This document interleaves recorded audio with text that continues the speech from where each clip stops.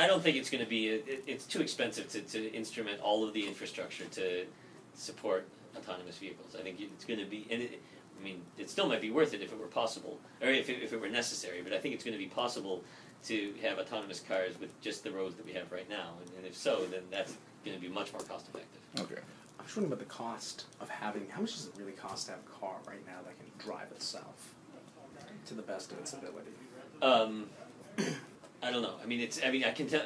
There's like a prototype car like ours, which is sort of represents hundreds of hours of people going and tinkering and changing around the electrical system of the car, and if you just take the equipment on our car, it's probably like $250,000 of equipment. But if you take the time that it took to design it and everything, it's incredibly expensive.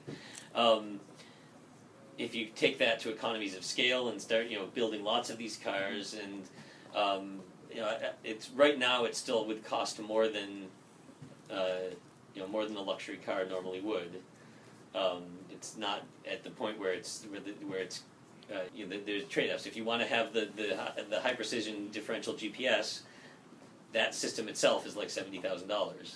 So that's more than a car, even the cheapest cars. So technology has to get to the point where you can use just standard GPS and mix of sensors and stuff like that to bring the cost down. Right now, I mean, there's different ways of doing it, but I think if you wanted to buy a car that could drive itself, it would be a custom thing, and so it would be very expensive. Mm-hmm. Sure, I was kind of getting at the ballpark though of, let's just say, if General Motors decided. Again, it depends on if you're using the technology that right now you need to be really to be as safe as possible. Yes, if you can make if you can get away with, instead of a laser rangefinder, the sort of commodity cameras, that brings the cost way down. But there's still some software engineering to be done there. Mm-hmm. So it's hard to say because it's not.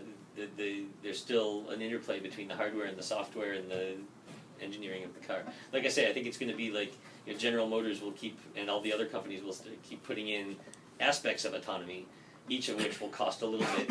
But then when you add them all together, it'll be full autonomy.